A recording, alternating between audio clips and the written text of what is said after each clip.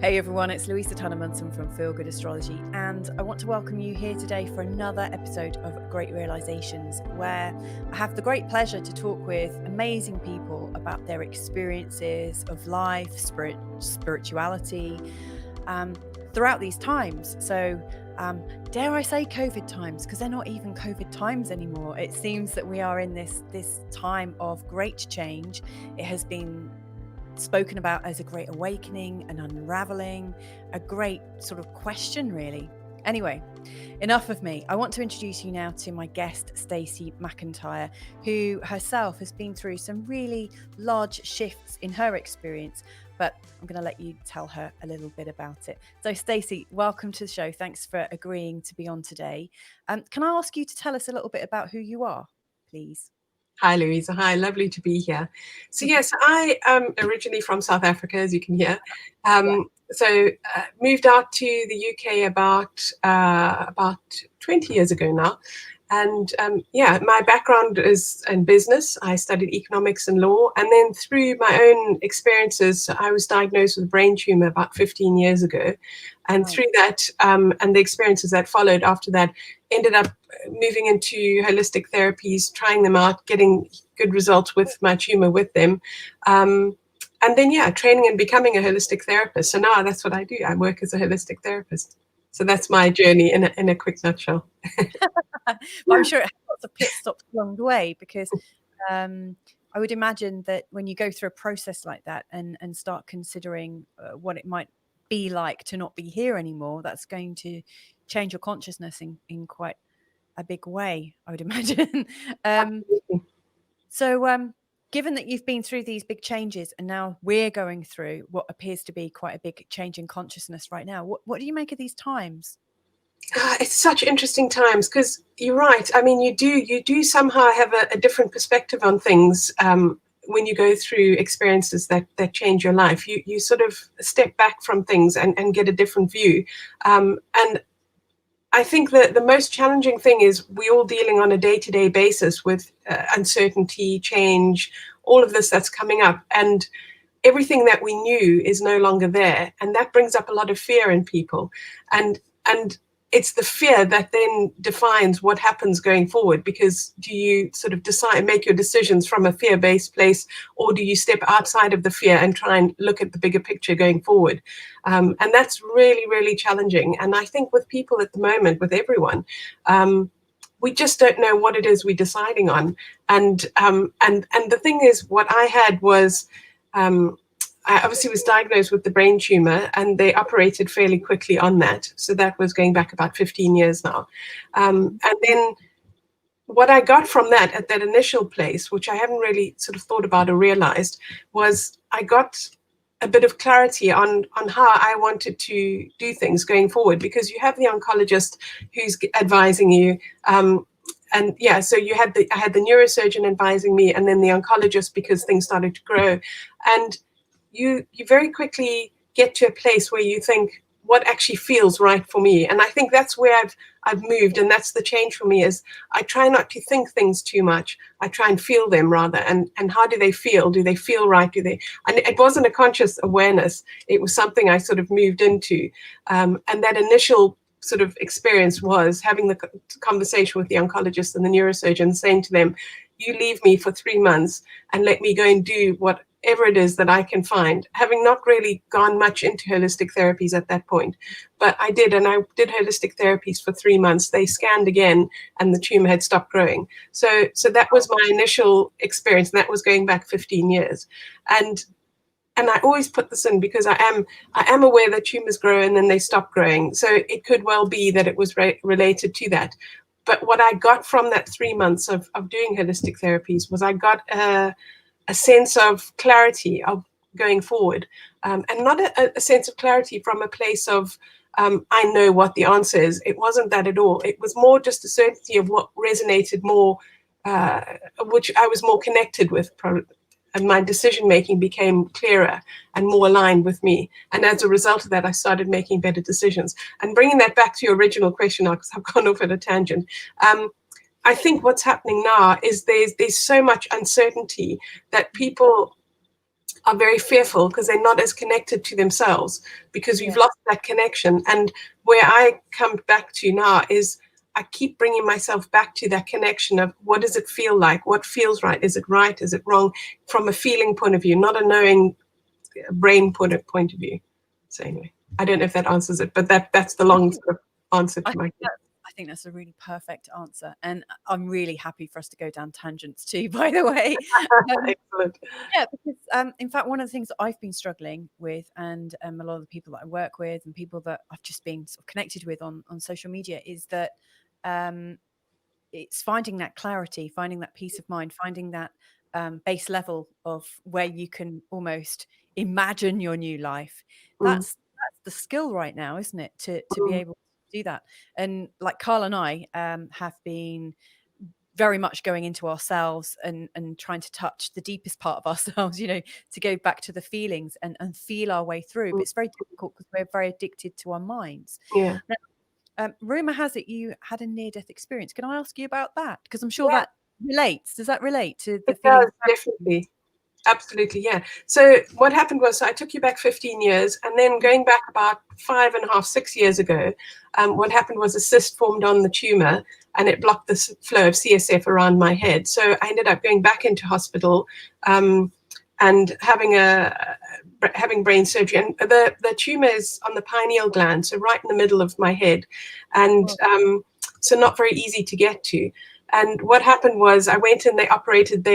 All they could do was basically, not all they could do, they did a lot, but they couldn't take the tumor out. They sort of released the pressure in the cyst, and that was good. So I went away, and 8 weeks later, the cyst filled up again and it blocked again. So I had to repeat the same operation 8 weeks later, and that was when the near-death experience. So I came out of that operation. I went into ICU, and I just remember coming out that evening, or being aware that evening of this. You're not aware that it's a near-death experience. You're just in this experience, and then you are aware that I had this clock which was to the right of my bed, and I'd look at the clock, and for instance, I would say it's 12 o'clock with the second hand on the 12, and I would close my eyes, and I would just go into this realm, it's the best way I can explain it, of all possibilities. So I had this sense of almost like a massive book with lots and lots of pages, and all the pages were possibilities of an event, but this was the one that I was living. So I was living this one, but if this had happened, then that would have happened, and that would have happened. So I could see all of the possibilities, this massive realm of potential and possibilities, but I could also see the one that I was living. And this would go on for what felt like ages and ages. And then I would open my eyes, look back at the clock, and no time had passed. The second hand would still be on the 12. So that was amazing. And then, so there was lots that went on in that experience, but these are the sort of the key things that I'm focusing on. But that was the one thing. The other thing was, I had a huge sense of love, a massive expanse of love, just total and utter unconditional love. And I was very aware of my husband and my children and my love for them, but I wasn't attached to it. And when I say it was okay, I don't mean it was, I wanted to leave, but I was quite at peace with, I either would be back here with them, or I would be off somewhere else. And either way was absolutely fine. There was no attachment to one way or the other. There was just love. Either way, I knew there was love available to me. And in that love, there was a complete absence of fear. And I think that for me is the absolute essence of what I got out of that experience. I got so much out of it, but I got that sense of no fear. And I'm able to access that now in my life now. And it's not that I don't have situations that create fear. That I have fear. It comes up. I recognize it as fear.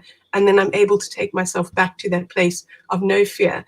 And in that place of no fear, you get this clarity, and you get this connection with yourself, where you're able to move forward with a sense of knowing that's not from your head. So that in a nutshell is what happened with the near-death experience.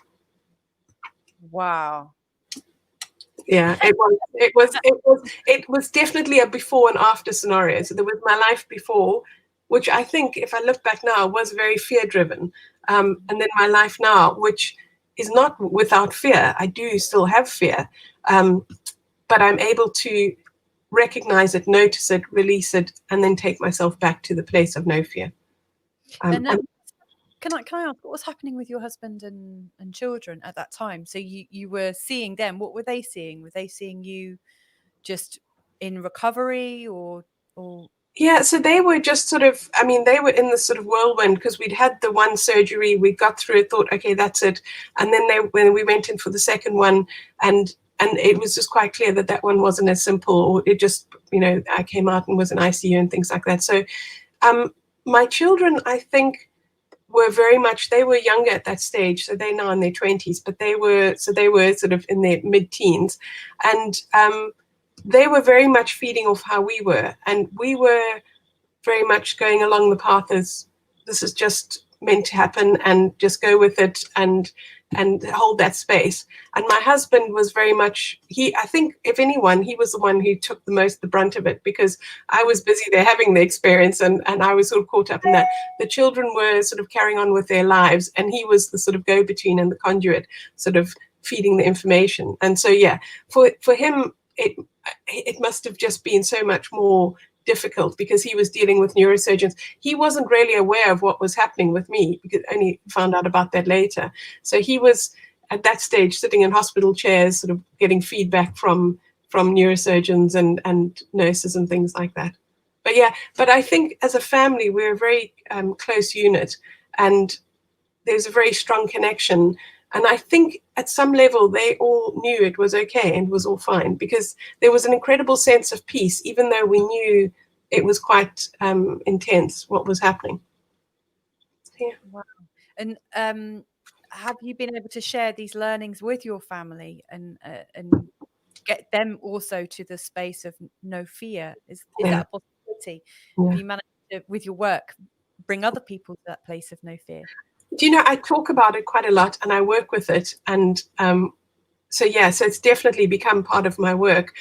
My children, I definitely can see that they've taken that on, and I've not held back anything. I've not sort of not let them know about it, because I just think it's part of our experience, it's part of life, and they have quite a good relationship with it now, where we can talk openly about it, and I think that for them gives them perspective.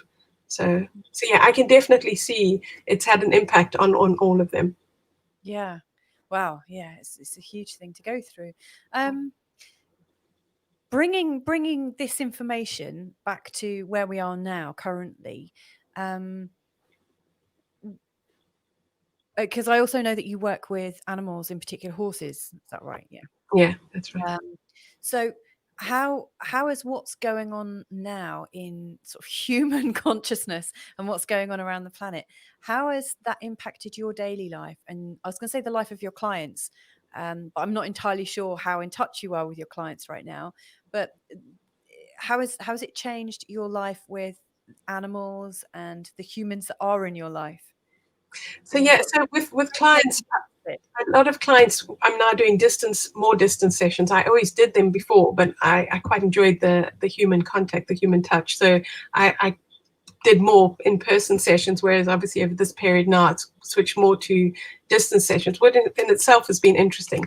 And but yeah, what it has meant, because I've had more time, because I'm not traveling and things like that, I have spent more time with my horses. So I have 3 horses. I've got 3 rescue horses, and yeah, it's been phenomenal from that perspective, just having more time with them. Because they really do reflect. Horses are amazing in that whatever you take into the field, they reflect. So if you take fear into the field, they really do reflect it back to you. And something that was quite interesting, which happened recently, is I've got a little Shetland. She's actually a miniature Shetland. So I always say to people, I've got 2.5 horses because she's so tiny. And she had a really, really tough time before she came to me, and she's got definite fears around certain people and things like that. And with her, it's very much around creating a safe space. So if there's anything in me, any sort of fear or any worries or any other emotion other than that clear, sort of still point, clear slate of nothingness, no expectations, no judgment, no belief systems, nothing. So you really do have to go in there with that space to make her feel safe. And I mean, she had an experience where she didn't like the farrier or the equine podiatrist trimming her hooves, and with her, you have to absolutely, when you're in that experience, completely take everything out of it so that she doesn't feel fear. And it's amazing with her. She sort of leans up against you and just almost can hear her breathing. And her brain is telling her this is fearful, this is scary. But she's trusting that space that you're holding of no fear. And she allows the experience to happen because she trusts that no fear and she's in that space. So that's her. But then with the others, obviously the three of them, I got them as babies. So the one was 11 months old, the other one was 18 months old. And they were absolutely untouchable. I mean, I think I said to you earlier that one of them, when I got them, kicked me in the stomach. I ended up in hospital. They were so terrified of people. And it was literally going to the field every day with nothing, clearing your slate, walking in there and building up a trust with them where they accepted that you're not bringing anything, you're not going to try and hurt them.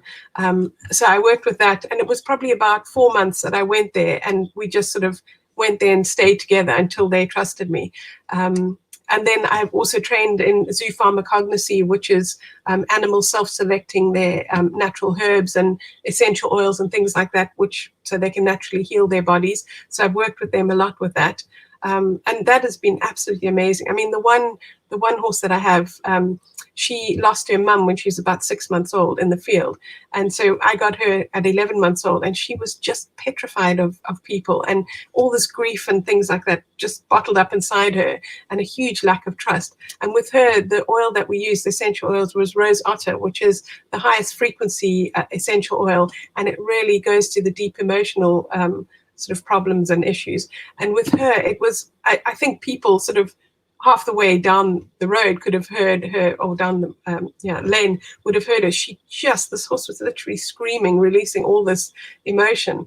And it was amazing after that. She's just the most loving, trusting, wonderful horse. And you just think so wonderful to be able to release that with these amazing natural techniques. Yeah. Wow, I'm kind of lost in a moment of potential there, because I was really considering your connection with the animals and like the shared consciousness that you've created, that space between you and them. So there's almost like no space. Mm-hmm. As you drop yourself, as you allow yourself to drop down, there is this kind of position of no space, almost like a merge. Yeah. Do you think that's a potential that we as humans have? Is that where we might need to go to be able to find peace? What are your thoughts? Like, is this time teaching us anything? Is this where we need to go, do you think? Sorry, There's a lot of questions there. And No. just answer what feels right. No, I absolutely. I think with the horses, if I look at my experience and how, I mean, I've had horses from a child, and but just with these horses, you do learn so much along the way without even realizing that you're learning. I mean, just taking people into the field, they really do react with what they're bringing in, and I think there's so much that can be learned from that, because you can see what it is you bring into the field by what's reflected in them.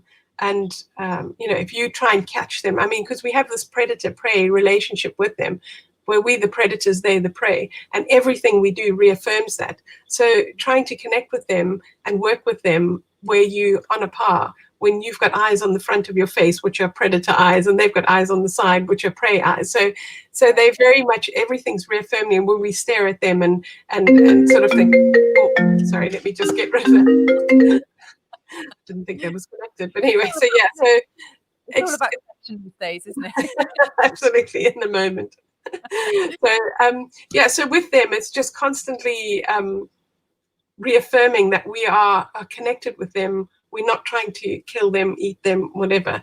So that whole relationship comes up with it. So you really have to clear yourself and work with them, not in control of them, not try and control them, put it that way. And I know quite a few animal communicators. Do you get the communication? Do you feel like them talk to you? Do you get messages from them? Yeah. They are. They're wonderful. They really do. And it's in that stillness where you just hold that space of loving energy where you connect your heart energy with them. And their hearts are so big. They're such spiritual animals. They really, really connect. And what's interesting with them is they do lots of different things as they start shifting. But one of the things that they often do is they start yawning. And and you'll start with one where one starts yawning. So you're just standing there connecting with heart energy, holding the space of nothingness where there's just love. And the one will start yawning, and then the next one will start yawning, and then the next one will start yawning. And the three of them will just stand there with you, yawning away, just completely feeling safe and dropping into that space of no fear, which is wonderful. So let me get this right. So as it happens to one, it's somehow communicated to the other two. They feel it and it spreads. It's absolutely amazing. And I've worked with people who've never even touched horses and come into the field. And I always explain to them, I say to them, we're going to work with the horses, but the horses, they're not shut down. They're completely open. They've not been told this is how you have to behave. They've been allowed to be horses and express themselves. So we do it and we work with them. And I always say to them, you need to invite the horses. And if the horses feel like they can trust you, they'll work with you. But if they don't want to work with you, we may need to walk away, and that's absolutely fine. So it's that sort of thing of openness where it's not me controlling the situation. It's basically we're going to work together as a team where we both feel comfortable and trust each other. And it's amazing what they'll do and how they'll open up once they feel that trust. I really feel what you're saying deep inside. I'm probably not a very good example because I've always been a little bit scared of horses. Yeah. Just because I've not had the experience to get to know them. I'm sure I'd not have a problem with them. But I feel that with plants. So sometimes when I'm in my garden, I will have the plan that I want to move a particular plant or a species of plant. And I will kind of look at all three in front of me and say, right, which one of you is the one that wants to go? And not quite like that, like I'm their prey, like ripping them up at the roots. But I really feel like I need to be in symbiosis with the plants that I work with. And also when we're growing food that we want to eat, or I'm working with plants whose seeds I want to use again to keep my family healthy, I feel like there is a dialogue between us. There is a symbiosis. There is a relationship. Yeah. And so I think that's probably going on multiple levels throughout the world right now. Yeah, definitely. I must say, I'm reading a book at the moment, which is really interesting, called The Hidden Life of Trees. And it's how trees communicate with each other. And it's just unbelievable. And it's exactly as you're saying, it's that connection with the plants, with the sort of plant life and the biodiversity. And it's all there. All that information is there when you quieten your mind and start listening. Yes, absolutely. And my favorite book, funnily enough, is The Secret Life of Soil, or The Secrets of the Soil. It's from the 1970s or something. I think it was written when I was born, but the wisdom in it is like mind blowing. It's like, oh. Yeah. So how can we apply this into our lives, Stacey? Like if somebody was listening to this now and had been feeling that, life wasn't that clear for them, what steps would you recommend to them to be able to connect into something, to be able to feel that that heart opening or the dropping of their personality? How could they get to that state right now? So one of the things that I've worked with a lot over this period, because with the horses and in my sessions, what I work with is the still point, which I know comes up in a lot of different therapies. But the still point for me, I mentioned it earlier, is I call it place of nothingness, where there's no expectations, no belief systems, no judgment, just no emotions, nothing. And in that space, you're able to hear the quiet messages that are there all the time, but we sort of filter them out because of all the noise and what our mind's telling us and things like that. And what is really helpful to get into that still space, because when we keep in our head, we just can't get to that still space. But when we drop into our heart, we're able to access it. And just taking 3 long, deep, slow breaths in and out helps, and with an awareness of your heart, helps you drop into your heart. And once you're in your heart space, you're able to hear the messages a lot more clearly. Because the thing is when our breathing speeds up, or when we breathe as we normally do in a day-to-day life, it's very connected into a fear response. So when we're being chased by the saber-toothed tiger, whatever, your respiratory system kicks into action, and you need your breath to speed up so that you can run away from the danger. So when our breath is moving faster, we are in that fear place. As we slow it down and as we drop into heart space, you allow yourself that space of no fear. And it's in that space where you're able to hear the messages which are able to give you the clarity going forward. So that would be just a little thing that I would say. I mean, there's lots of different things, but I think one of the things is noticing the fear, noticing how you're reacting to it, but dropping into that heart space really, really helps. Wow, that's useful, because we all have breath. And it's free, and it's something that we can do at home. So and you can do it anytime you want. Just take yourself down, and just calms your whole system down. Excellent. So I've got one final question. Well, actually two. The last one would be, if someone wants to, in fact, I'll ask that one first. Yeah. If somebody wanted to contact you, and connect with you, how could they best do that right now? So the best way for them to connect with me is through my website, which is choosetothrive.co.uk. Choose to thrive. Right. Okay, so I'll put a link to that. Okay, excellent. So choosetothrive.co.uk. So that's my website. That's probably the best way, and they can email me there from there. choosetothrive.co.uk. I will link that down below. But okay, my real final question then is, what are your great realizations of this time period? What have you learned from it? How's this changing you? I think for me is I just have been reminded, and it's something we all know, but you sort of get lost, and even with the space of nothingness, all that, is just how the simplicity and the lack of clutter gives you that clarity going forward. And I definitely have simplified my life in many ways, and just having that space to walk up to the horses every day, spend time in the field, which I always did, and I've always done, but it just not to the degree that I have over this period. And it's really made me look at what I want to take forward with me and what I want to leave behind, because we do fill our lives with so much clutter, mental clutter, physical clutter. I've actually just come back from taking a whole load of things to the tip to clear out, from the weekend, clearing out things like that. And it is that's creating that space within our minds, within our life, so that you get that clarity. So yeah, for me, simplicity has been the key coming forward and coming out of this. Excellent. Wow. Thank you so much. I really, really appreciate you taking your time today with us. And I'd like to say a big thank you to anybody who's listened in today, whether it's through podcasts, through YouTube, through Facebook, however you've connected with Stacey and I today. I really thank you for your attention, your awareness. Yeah, right. Well, on that bombshell, I'm going to say goodbye to you, Stacey. Thank you so very much. Louisa, lovely chatting.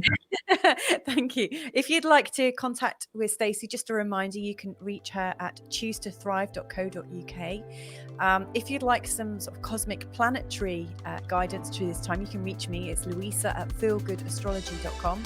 And also, if you'd like to consider giving me a little bit of support here and there, you're very welcome to. There's a link just down below. I don't know where my hand is, just down below, to coffee.com. So if you're interested, please do. Any support is gratefully received. But thank you so much for being here, whoever you are, wherever you are in the world. Thank you, Stacey.